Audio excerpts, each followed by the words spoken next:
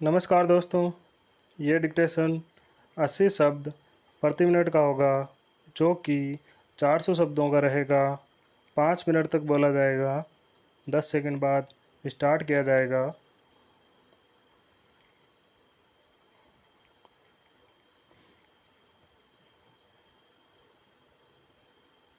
Start. अध्यक्ष महोदय, मैं कहना चाहता हूँ कि हर आदमी को यह अधिकार है कि जिसको वह चाहे डाक द्वारा मत भेज सके।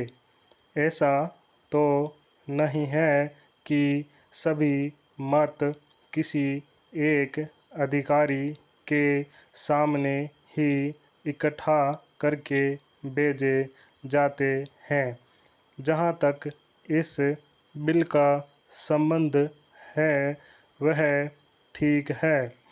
वह प्रारंभ में ही आना चाहिए था और मैं इसका समर्थन करता हूँ।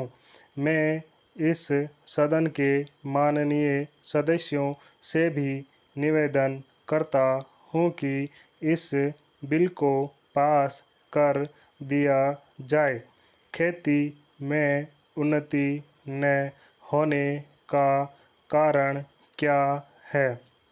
उसका एक कारण यह है कि खेती से संबंधित जितने विभाग हैं, उनमें आपस में समन्वय नहीं है।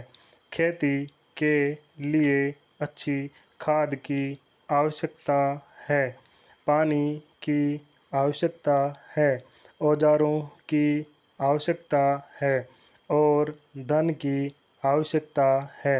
इन सारी चीज़ों के लिए अलग अलग विभाग हैं। मालूम ऐसा पड़ता है कि उनका आपस में कोई संबंध नहीं है। वे आपस में मिलकर कोई योजना नहीं बनाते, जिससे खेती की आवश्यकताएं पूरी होती। इसलिए जब तक उनमें आपस में तालमेल नहीं होगा, तब तक खेती की उन्नति नहीं हो सकती है। दूसरा कारण यह है कि योजना की बिल्कुल कमी है। इसके अलावा कृषि कॉलेजों से निकले हुए जो स्नातक होते हैं, जो खेती की बातों को जानते हैं, उनमें से एक भी आदमी खेती करने के लिए तैयार नहीं है। सभी प्रोफेसर बनने के लिए तैयार हैं। खेती के लिए कोई भी तैयार नहीं है। एक बात मैं माननीय मंत्री जी से विशेष रूप से कहना चाहता हूँ।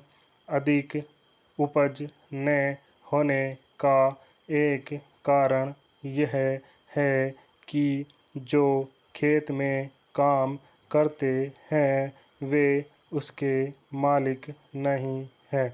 खेत किसी और का है और काम कोई और कर रहा है।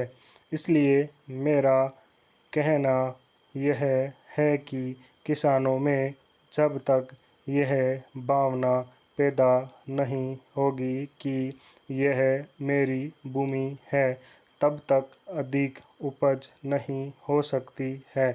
इसके लिए आप जब तक भूमि सुधार नहीं करेंगे, तब तक कोई बात बनने वाली नहीं है। दुर्भाग्य से इस देश में खेती करने वाले बहुत कम लोग ही भूमि के स्वामी हैं। खेती की उन्नति के मूल आधार हैं पानी, खाद, बीज, धन, उपज का उचित दाम और भूमि सुधार। इन सब की ओर कृषि मंत्रालय का ध्यान नहीं है।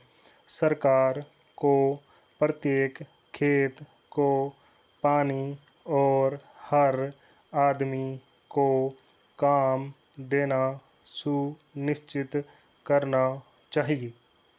स्टॉप।